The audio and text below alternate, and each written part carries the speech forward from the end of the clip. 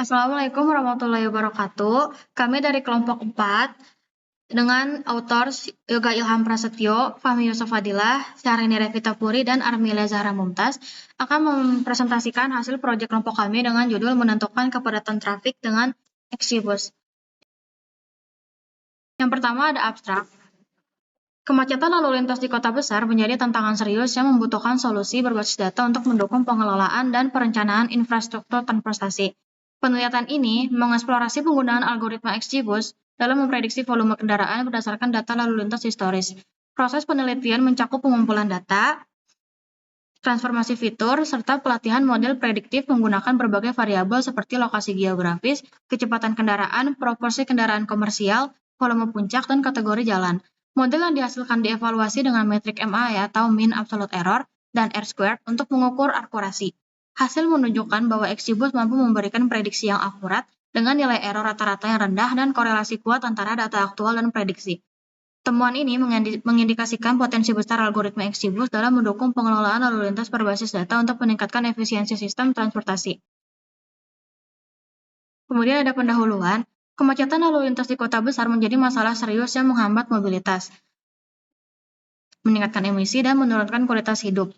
Solusi berbasis data diperlukan untuk memprediksi volume kendaraan guna mendukung manajemen lalu lintas dan perencanaan infrastruktur. Algoritma XGBus yang dikenal dengan akurasi tinggi dalam analisis data dapat digunakan untuk memprediksi volume lalu lintas menggunakan data historis seperti kecepatan kendaraan, volume puncak, proporsi kendaraan komersial, dan kategori jalan. Penelitian ini bertujuan untuk mengevaluasi efektivitas XGBus dalam memprediksi volume kendaraan sebagai langkah untuk mengatasi tantangan lalu lintas perkotaan.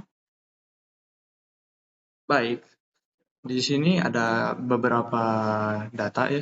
Seperti kalian lihat, di sini banyak banget datanya. Cuman dari data tersebut kita hanya mengambil beberapa fitur saja, yaitu yang pertama adalah fitur koordinat jalanan dalam bentuk latitude dan longitude. Lalu yang kedua ada fitur kecepatan. Lalu yang ketiga ada berapa persen volume kendaraan berat atau komersil yang lewat di jalan itu. Lalu yang keempat ada peak volume kendaraan atau persentase kendaraan tertinggi pada jam-jam sibuk, contohnya di pagi hari atau di sore hari ketika orang pada berangkat kerja dan orang pulang kerja. Lalu yang kelima ada range atau rata-rata kecepatan tiap kendaraan, misalkan 40 sampai 60 km per jam. Oke, lanjut. Saya Yoga Prasetyo lanjut ke bagian hasilnya. Di sini hasilnya adalah mean absolute error dan juga R-square. Nah, di sini bisa dilihat datanya diambil tanggal 26 Desember. Ini websitenya sudah ada dicantumkan. Nah, di sini fitur yang digunakan.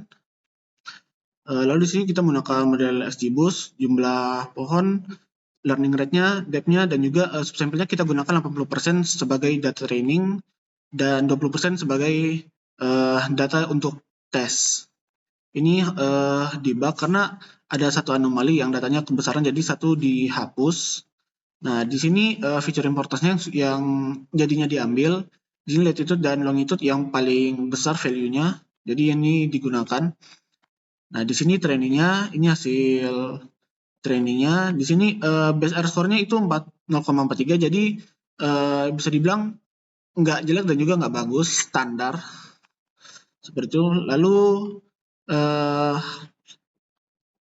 di sini adalah hasilnya, yang dimana prediksinya di sini lumayan banyak melenceng di bagian sini karena terlalu banyak di sininya, sedangkan datanya itu lebih tersebar. Jadi bisa dibilang mesinnya nggak benar-benar akurat dan juga ya masih bisa diimprove lagi. Atau mungkin dari datanya emang udah segitu karena datasetnya nggak banyak, cuma sekitar 1.400 atau 1.300. Selanjutnya, yang terakhir itu ada kesimpulan.